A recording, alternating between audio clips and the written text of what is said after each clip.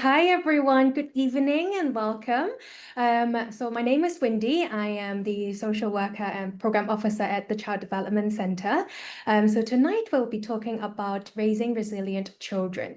And before we get into our seminar, we will first talk a bit about CDC, just in case you don't know about us yet. So the CDC, we're a registered NGO in Hong Kong since 1976. Our mission is for every child to succeed in their unique learning journey. And on the way, we hope to empower their families as well.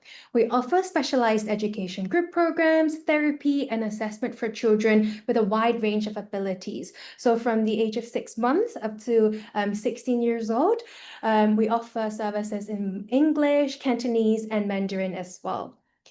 We also provide parent education. So for example, like the seminar tonight, we also offer practical advice and share information with families to help meet their long-term and short-term needs. We also offer some home visits as well. So why choose the CDC? We have a unique 1 to 3 adult to child ratio. We have an interdisciplinary expertise. So we have music therapists, SEN teachers, special childcare workers, speech and language therapists, occupational therapists, social workers, ABA therapists, and psychologists as well. We have a diverse and engaging learning environment. We offer trial classes and personalized learning plans. And we also have close communication and provide good and positive support to our parents as well. So in terms of our programs, we offer early intervention groups. So this would offer biannual developmental assessment to our children, where they would work with our teachers, our STs and OTs as well. We also offer individual sessions where our therapists or teachers would work with our children on a one-on-one basis. We also have more focused programs for children who are a bit older, for example, attention group, social skills groups, or sometimes Lego-based therapy as well. We also offer screenings, assessments, and also consultation sessions as well. So we are running summer programs. So this is not too different from the programs that we run all year round, where parents are able to choose to join for the summer period only. So in terms of the CDC School Life, you can see at the top left corner, we went to Disneyland. The next picture over, we had a partnership with the HKU dentistry program where children went and checked the parents' teeth where there were many dentists. And then the dentist then in turn checked our children's teeth. Next picture over, you'll see our group music therapy session. We also, of course, had our winter celebration. You could see Santa in the picture. We had sports day at the beach. We also had dog therapy. We had some yoga. And also we have different activities on different festivities as well. So if you're ever interested in knowing what's going on in terms of what programs or what workshops we're hosting, feel free to go onto our website. You can go into the SEN network, look into different community events, and you can also follow us on Facebook, Instagram, or also YouTube. So welcome everyone again to tonight's Triple P seminar. So for those who just joined us, my name is Wendy, and I am the program officer and social worker from the CDC. I will be the facilitator for tonight's presentation. So tonight is our third and final seminar in our series. It follows on from our previous seminars on the power of positive parenting and raising confident, competent children. So for those of you who weren't able to attend the previous sessions, I believe these seminars would be uploaded onto YouTube later on. So do feel free to go onto our channel and have a look. So tonight's topic is about raising resilient children. I hope you find this session informative and helpful. So tonight, we will be talking about emotional resilience in children, including what it means, why it is important, and how it benefits our children.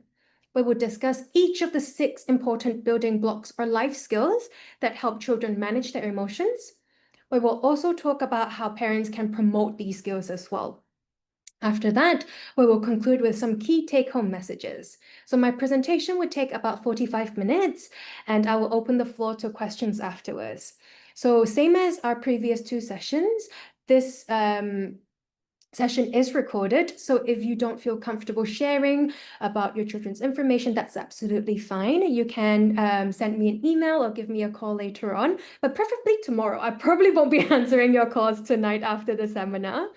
And also, because this is a recorded session, please don't share your children's names or any information that others might be able to identify your children with. So also the information shared tonight would be quite general. So if you're ever interested in learning more or wanting the strategies that are more tailor-made for your children or family, please do join us. We will be hosting or running Group Triple P, which is run by one of our clinical psychologists, where she would be able to give you more personalized strategies. Or if you prefer to do the sessions in Cantonese, we also do Happy Parenting program run by our head of services as well. So let's begin. One of the most important tasks of parenthood is helping children learn to deal with their emotions. Emotional resilience refers to children's ability to manage their feelings. This means being able to recognize, understand, and accept their feelings, expressing feelings appropriately in ways that do not harm others, and also, more importantly, that don't harm themselves. They're able to face and resolve difficult or unpleasant situations and cope with stressful or upsetting events. Children's ability to recognize, understand, and deal with different emotions develops gradually and is related to their language and cognitive development. Children must learn to cope with everyday feelings, both positive and negative, such as excitement, anticipation, frustration, and also even disappointment. All children experience stressful events in their lives, such as preparing for exams, maybe getting poor marks, not winning a race or an important game, or managing relationship with their peers. Some children have very upsetting things happen to them, such as their parents' separation or divorce, a death in the family, or the loss of a pet. It is important for children to learn how to cope with such experiences. Our children's ability to cope with feelings is important to their long-term happiness, emotional well-being, and future success in life as well. Emotional resilience is important for the development of social skills and relationships with others, tolerance and compassion, the ability to cope with life experience and stresses, and the prevention of more serious emotional problems further down the line. So emotional resilience, resilient children are most likely to be able to be caring and socially skilled. They're empathetic and sensitive to the needs of others. They're able to manage their own feelings and move through negative feelings and later on be able to feel better again. And they're able to cope with stress like exams or unpleasant experiences, like having to undergo a painful medical procedure, such as having an injection or maybe surgery even. And they are less likely to resort to unhelpful ways of coping, such as avoiding or denying a problem or relying on others to quote unquote fix everything or give them lots of sympathy. So it is inevitable that children will experience periods of stress in their lives. Therefore, children need the emotional skills to deal with stress. Emotional resilience involves 6 key skills or building blocks, which are recognizing, understanding, and accepting feelings, expressing feelings appropriately in ways that do not harm others and also themselves, building a positive outlook, developing effective ways of coping, dealing with negative feelings and unpleasant situations, and lastly, managing particularly stressful life events. These are all skills that can be encouraged as children develop. So we will go into these in more detail one by one. The first building block is for children to learn to recognize and accept feelings, both in themselves and others. So from the earliest stages of development, children experience different emotional stresses, such as contentment, pleasure, discomfort, and distress. As children move through their preschool and primary school years, they become better able to recognize, talk about, and understand how they feel and how others may feel as well. This involves being aware of what they're feeling, such as anxiety or worry, and having the words to describe it, such as afraid, for example. Their feelings may also become more complex as they develop. This developmental progression is related to our children's language, their thinking, and also their experiences as well.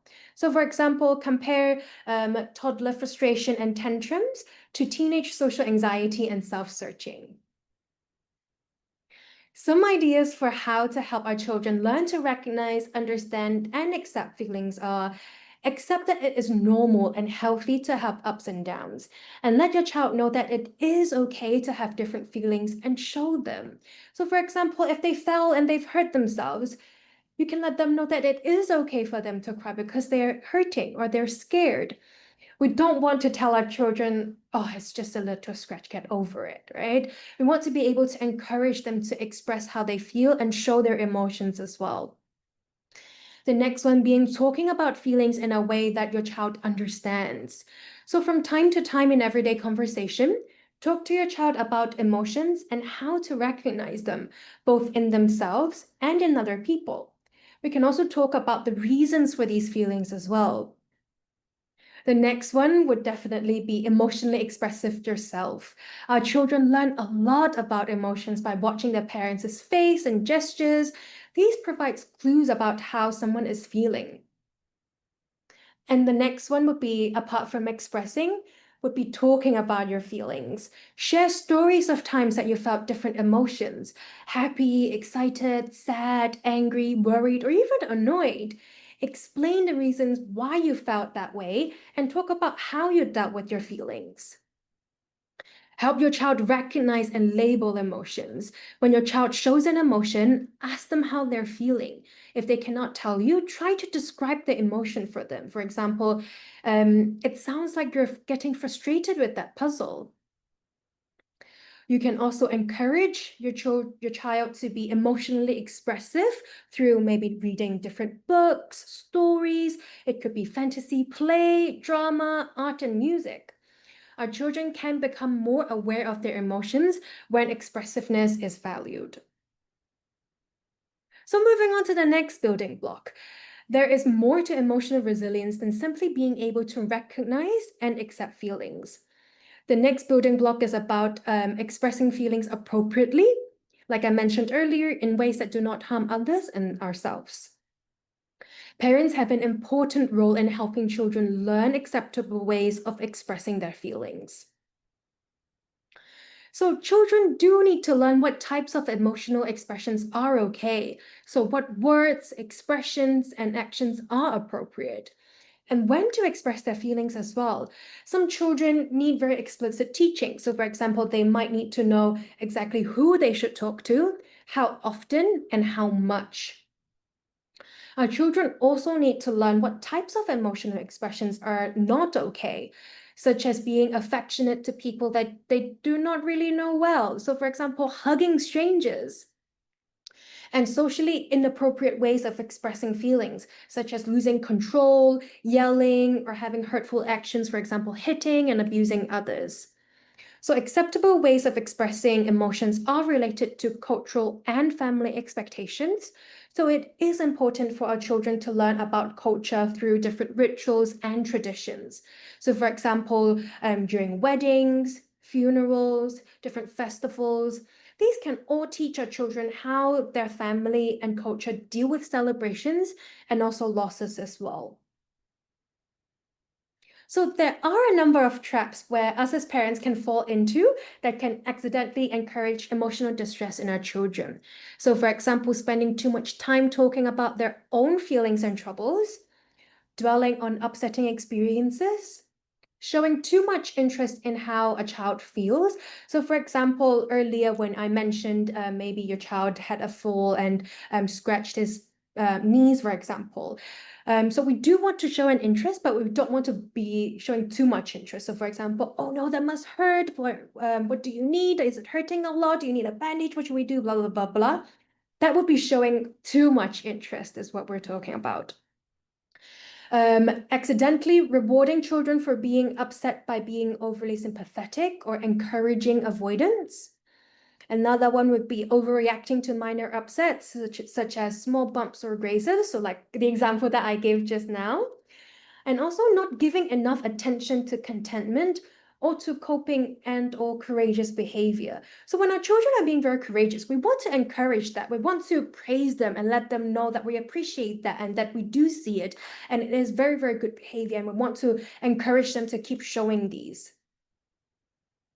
So let's look at some tips for encouraging children to express their feelings appropriately. There are a number of ways parents can help children feel comfortable when talking about their feelings. So we can ask our child how they feel about things that happened to them. So when your child starts to tell you about their experiences or how they're feeling, stop what you're doing and listen carefully. So this would mean putting your phone on the side, or you can leave it on the table and then you walk away sitting with your child so that you're not distracted. Summarize what your child has told you. So for example, you were really disappointed with your marks on that test, weren't you? So this shows your child that you actually were listening to them and you're wanting to check in whether you understand them correctly.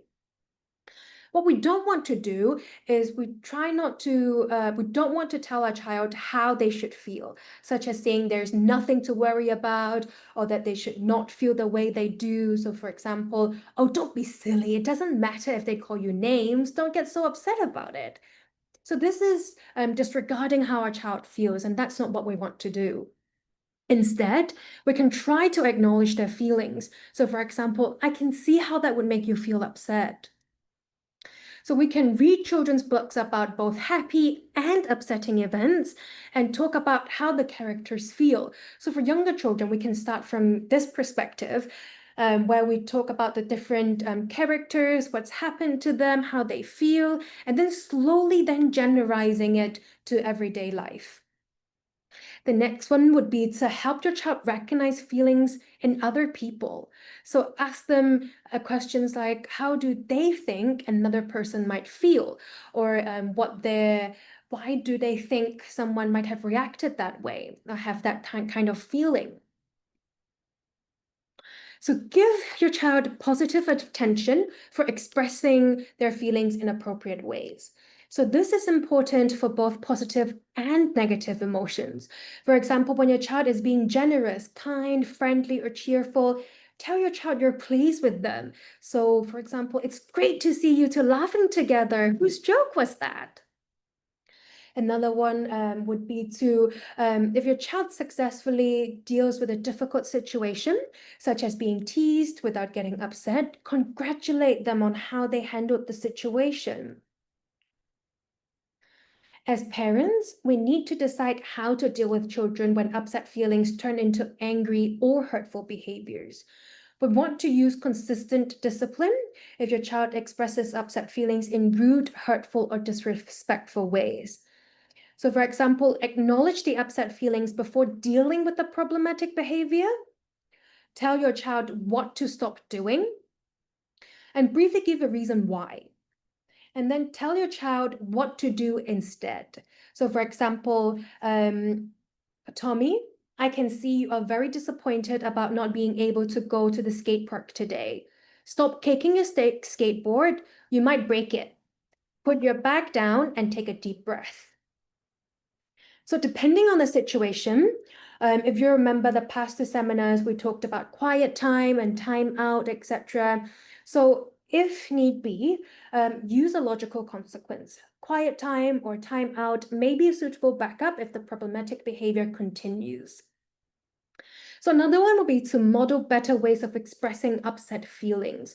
So when you are annoyed or when you do feel upset about something, avoid yelling. Show your child, demonstrate to them how to stay calm and deal with the situation assertively. So the next building block is developing a positive outlook. Children's feelings are related to what they think about and tell themselves and the experiences that they have. Parents can help children develop positive ways of thinking about themselves and the world. Having a positive outlook involves optimistic thinking to develop goals, use initiative, look for the positive, experience achievement, and develop confidence and a sense of control. The next one would be curiosity and exploration, to take an interest in the world and find things to do rather than be bored and/or negative. And lastly, a sense of contentment, which can involve appreciation, empathy for others, acceptance of things that cannot be changed, and the ability to enjoy peaceful times doing very little. Let's look at being optimistic first. Some suggestions for encouraging optimism are modeling being optimistic rather than pessimistic. If children hear lots of optimistic comments, they will begin to think this way about themselves. Encourage your child to set goals and work out how to achieve them. So remember, we want to set reasonable goals, goals that our children will be able to achieve. But sometimes we also want to set goals that might be a bit challenging for them, so it's not always easy for them to achieve the goals that they want to achieve. Encourage your child to use initiative and to be creative. Encourage involvement in activities where your child will experience success. Look for explanations for events that show your child that they do have some control. Say what your child did well before you point out things that they could do better. We're trying to frame it in a more positive way here. So talk about the good side of events and experiences. So next one will be about encouraging curiosity. And curiosity is a great help to children's learning. And to encourage this, we can prompt our children to decide on activities that they would like to do. We can let our children explore, show interest and excitement about things you discover together. So you can talk about senses, such as sight, like different colors, or hearing, such as the different sounds you hear, like maybe the birds or the sirens, etc. Different tastes, smell and touch of different foods, maybe. And to promote your children's awareness and appreciation of their environment. Be available when your child wants to show you something. Stop what you're doing, show your interest, and prompt them to talk more about it. Ask questions and make comments about your children's activities, creations, and interests. If you remember during the first seminar, we talked about if your child comes to you with a picture that they've drawn and maybe perhaps you're busy replying to an email or like an important message, you can still put down your phone, look your child in the eye, look at their drawing that they did, and also really give a little comment. For example, like, oh, I really love the rainbows. Do you think you should add more clouds? Then your child can go off, do a bit more drawing, and you have time to go back to your message. But your child would still feel like, oh, mommy does care, or daddy do care about my creations. They do care about me. So the next one would be to teach your child how to find information, such as using maps, books, libraries. And in this time of age, we know that we find information on the internet, right? So to teach our children how to access the information, how to put in the Google search, for example, what keywords do they need to put in to find certain information? So the next one would be contentment. So this involves helping children to be accepting, tolerant, and appreciative of what they have. As you can tell, of course, throughout, the common theme would be modeling. So model being appreciative and grateful. So for example, saying thank you when someone does something for you. Ask your child to talk about the highlight of their day. Create and talk about shared family experiences and happy childhood memories. Encourage empathy by discussing other people's point of view. We can also discuss acceptance of things that cannot be changed.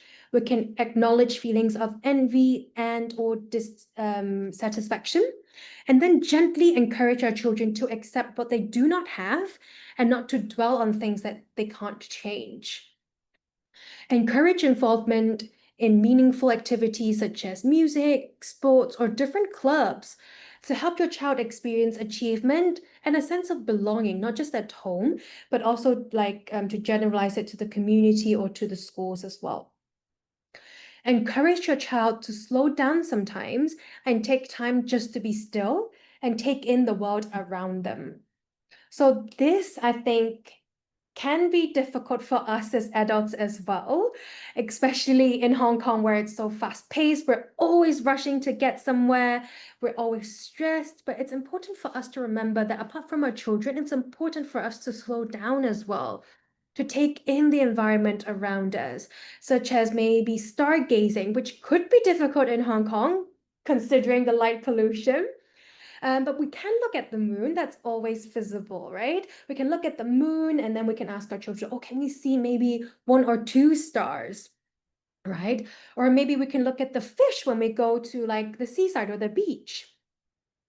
Initially, our children will enjoy this if it is a shared time with you as the parent. So moving on to the fourth building block, developing coping skills. So coping skills are the skills that children can learn to help them deal with negative emotions. So these include problem solving, positive self-talk, encountering unhelpful thoughts, relaxation, both mentally and physically, and the ability to ask for help when it is needed and to look in to get support. So we talked about problem solving in our last seminar. Let's go over some of the key points that we mentioned. So our children learn a lot about problem solving through watching. So setting a good example and let your child see how you deal with problems is very important. Talk about how you can break a problem down into smaller parts that can be worked out one at a time. Play games with your child that promote thinking and problem solving. Rather than you solving all the problems, encourage your child to find answers and work at solving their own problems. So for example, encouraging them to think of how a friend or maybe a superhero that they really like might solve a problem like theirs. Congratulate your child when they solve a problem on their own, and involve your child in family problem-solving discussions. So you can teach your child the steps in problem solving by stating the problem clearly. You need to know what the problem is before you can start solving it or approaching the problem. Come up with some possible solutions. Think about the good points and bad points for each solution if you have more than one. Choose the best solution, or it can be a combination of ideas. Try out the solution by putting the plan into action. And lastly, review how the solution worked and see if anything needs changing. Has it worked? If it has, that's great. If it hasn't, why hasn't it worked? Is there anything that we can change or tweak, or do we need to change a different solution altogether? Another coping skill is positive thinking and self-talk. To help your child develop these skills, ask your child to evaluate their own achievements, what did they do well, and what they might do differently next time. Explain how thinking about the same thing in different ways affect how someone might feel. Prompt your child to imagine what someone might be thinking or feeling. Point out helpful and unhelpful ways of thinking about a situation, and encourage your child to practice helpful ways of thinking. So for example, I can do this. So model using positive self-talk to cope with your own stress and or negative feelings as well. So to help children learn to relax, provide a good model on how to manage stress by looking after yourself and taking time to relax. Help your child find ways to relax that work for them. So for example, taking slow, deep breaths, relaxing their muscles, or listening to relaxing or calming music. So different things would work for different people. So for example, myself, mindfulness doesn't really work for me, I find. So it's important that I find ways that would work for me.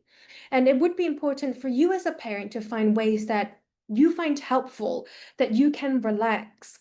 It's important that you be able to find that way, practice it, and then talk to your child. How do they want to approach relaxing or chilling, for example? And it is okay if your child has a different way of approaching it. It would be a fun activity for you guys to maybe discover and explore together. Maybe you haven't figured out your way of how to relax, and that's okay. You guys can explore that together.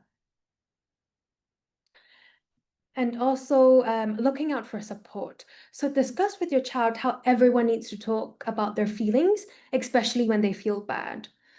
Talk about how you get support from others when you feel bad yourself. And if your child does not want to talk to you about their feelings, which I think for some parents might be difficult to overcome this point. So for example, our teenagers, when their hormones start kicking in and they want to talk to the peers instead of family members, let them know that it is okay. And our role would then be to help them find someone to talk to. So for example, a close family member, if they don't want to talk to, but they still want to talk to an adult family member, a trusted friend. At teenage years, it is for our children very important for them, like their peers are more important sometimes in their minds, right? So a trusted friend, a school teacher, or sometimes maybe even a counselor. Sometimes I know parents would be reluctant to seek help themselves as well, but it is important for our children to see that it is okay to seek help. And once they see that, oh, my mom or my daddy also sought help when they needed it, it's important for them to then understand that, oh, it is okay for me to seek help as well.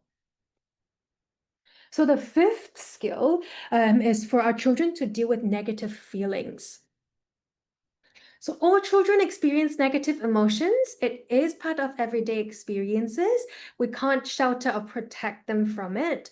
However, they do not need to become extreme. So our children can learn to manage their feelings. So common negative emotions include anger, anxiety, boredom, disappointment, distress, guilt, jealousy, loneliness, loss, rejection, and of course, sadness, right? It is not possible to completely protect children from these feelings. Many emotions are short-lived and pass quickly without parents needing to do anything. But when children are distressed, parents can calmly assist and prompt problem solving. Parents can also work on helping children learn to resolve negative feelings without needing to intervene too much. So we're not stepping in to solve the problem for them. We're trying to gently be by their side and see what help they would want or need. So let's go through some steps that parents can follow to help their children when they are distressed or upset. The first one being very important, which is recognizing when your child is upset. I hope everyone here tonight are able to recognize and notice when your child is upset. And it is important that when we do recognize that, we stop what we're doing and pay attention to our children. We need to ask our children what is wrong and encourage them to tell you what has happened. Listen to what your child has to say. Ask a question or two to clarify their problem if you're not too sure. Summarize what you have heard to check that you have understood and you have got it right. But we don't want to be putting words in our children's mouth. Acknowledge their feelings. Name the feeling or emotion and let your child know it is okay to feel upset. Maybe if it's appropriate, share a recent example of your own that you were upset. Ask how your child would like to deal with the situation and ask if they would like you to do anything to help. When appropriate, coach your child to problem solve for themselves.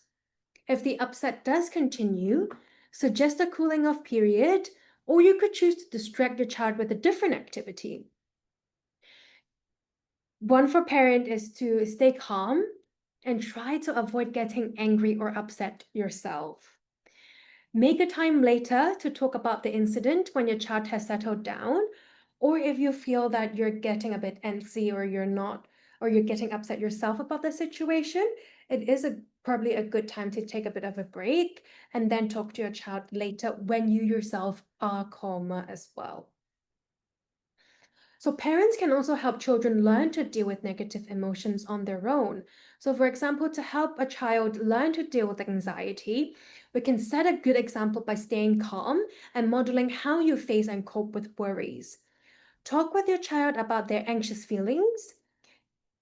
Teach your child coping strategies such as positive self-talk, like we mentioned, relaxation, and also teaching a child how to distract themselves as well. Encourage your child to face their fears gradually and in small steps so they can achieve success. So we don't want them to be, or we're not expecting them to be able to overcome everything in one go. We are setting little small steps so it is achievable. We want our children to be able to taste success as well. And most importantly, we want to be able to celebrate those small achievements as well. Another one is to stay calm when your child is anxious and prompt them to use their coping strategies. Praise your child for their efforts and achievements in facing their fears. For safety, talk to your child about dangerous or emergency situations and what you expect them to do when they find themselves in those situations as well. The final building block is coping with stressful life events. There are many different types of stressful events that children may experience, including changes such as moving house or moving flats, changing schools, or the birth of a new baby in the family. Problems with peers, such as being bullied or being left out. Disappointments, such as getting poor marks or not being picked for a team. Unpleasant experiences, such as being approached by a stranger or witnessing an accident. Loss, such as the death of a family member or pet. Parents separating or going through a divorce. In some cases, joining a new family, such as step family, adoptive family, or foster families. Trauma, such as through family violence or abuse. The children themselves becoming seriously ill or having a loved one with a serious illness. Experiencing a natural disaster, such as fire or a severe storm or a flood. And in Hong Kong, we might not experience as much natural disasters. However, on the TV or on social media, we are seeing the different natural disasters or war that is happening all around the world. We do see distressful images all the time, whether it is on a TV or it might just pop up on social media. We can't protect our children from all of it. They will see these images, right? And also terrifying experiences such as witnessing extreme violence or acts of terrorism. Again, we don't have a lot of it going on in Hong Kong, but it is going on in different parts of the world. And we do see that in the news or the media. So it is important that we talk to our children about these things.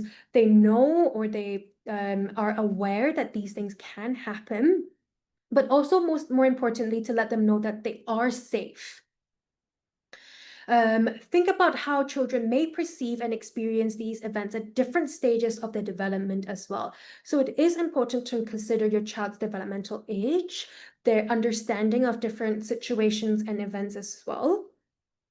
And we talked a lot about stressful and negative events just now, but positive changes or positive events can also be stressful. For example, moving from kindergarten to primary school to kindergartens, or maybe even like a birthday, for example, like a birthday party. Sometimes some children can find these situations quite stressful as well. When they move on from kindergarten, where they don't have their peers and friends that they see every day, suddenly everyone's going off to different schools maybe, or they go to the same school, but they're in different classes. These can also cause quite a bit of stress for our children as well. So when children are distressed by a major event, it is important for parents to reassure them of their safety and to be available to help them work through the crisis. So some tips can be allowing your child to be upset. Ask your child to explain what has happened and why they are feeling upset. Sometimes we might assume the reason for why our children feel upset, but actually it could be something completely different and something that you've not thought of. So it is important to find out from your child exactly why it is that they feel upset. Say something positive about the situation if you can. Reassure your child about their safety. Do not feel that you have to solve that problem or alleviate their feelings completely. After that, our children have had the chance to talk, suggest something that they might like to do to cheer themselves up. So for example, it could be maybe watching a quick YouTube video, or it could be having ice cream. Encourage your child to use their coping skills. And then check in later with them to see how they're feeling and give them attention when they haven't calmed down. Also give them attention when they have calmed down as well. Both are important. And also lastly, seek professional support if the problem persists. I think sometimes parents would feel, oh, I must have failed as a parent if I can't help my child get through this. But actually, it's important to note that sometimes for us as adults, there are issues or there are problems that we might not be able to solve ourselves, and we do need to seek some professional help as well. So it is important for us to note that down for ourselves and also for our children, and to seek help when it is necessary. So let's look at a couple of examples of major distressing events. Children cope best with change when they are prepared for it in advance. For example, moving to a new apartment can be both exciting and upsetting at times, but parents can help by preparing our children. Some tips on this could be explaining why the move is necessary, especially if the child has lived in that same apartment or the same complex for maybe the whole life. That's all they know. And explaining to them why it is important or why it is necessary for them to move to a different block, maybe, or a different station or different district completely. Before the move, you can also familiarize your child with the new situation or environment. Maybe if there's a park nearby at the new place, you guys can go play there for a bit first.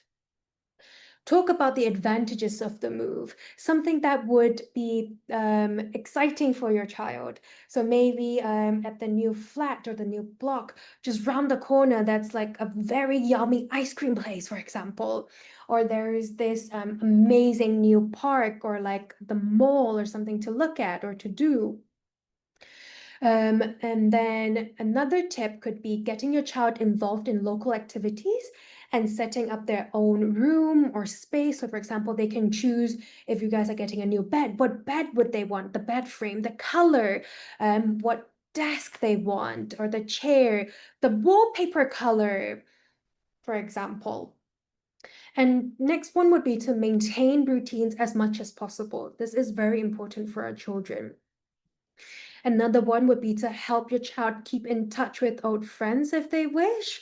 So earlier we talked about moving on from kindergarten to primary school. So if you guys move away or if it's a different primary school, you can always still arrange play dates. So your child still gets a sense of familiarity with friends that they used to play with. They can still see them. They can exchange stories on how the new school is, new friends that they might have met, etc. So even if you've moved to a different district, you guys can always try and arrange a play date at maybe a middle point where you guys can all meet up, and maybe it's a new place that you guys can all explore together. And in other situations, it is not possible to prepare in advance, such as when children experiences a loss. So some tips for parents about how to help our children through such difficult times are, firstly, consider your child's developmental level and their experience with the loss. How much would they understand? Reassure your child where appropriate and encourage them to express their feelings appropriately. Talk about the situation, what caused it, and how it might affect the future, such as what would change, maybe if it is the domestic helper that's taken care of them for the past 4 years of their life, and now her contract has finished and she's going to move back to her home country. What would life then look like for them if that helper always brought them to school? What would their daily routine look like? Prepare your child. Another one would be to maintain routines as much as possible. So even if that adult has been removed from the life, how could we then still maintain routines as much as possible? Another one would be to arrange for another adult to look after your child if the loss affects your ability to take care of them. So sometimes when we experience those losses in the family, it is important to look after your own self as well. So it is important to look after our children and to, of course, look into their feelings and their experiences. But it's also important for us to note what our own feelings are, especially if we lost a parent, so a grandparent for the child. It will significantly impact you and your mental health well-being as well. So if need be, try and see if there's another adult that you could seek help from that could maybe help with childcare. Talk about feelings and coping and share memories. And again, be prepared to seek professional advice and support if the loss has long-lasting effects on you or your child. So let's look at some key take-home messages from this seminar. The foundations of becoming emotionally resilient are laid in early childhood. Coping with emotions is important for happiness, well-being, and success in life. Children learn a lot about managing their emotions from their parents. Parents can help children to learn, recognize, understand, and accept feelings, express feelings in appropriate ways, develop a positive outlook and coping skills, deal with negative feelings, and to cope with stressful life events.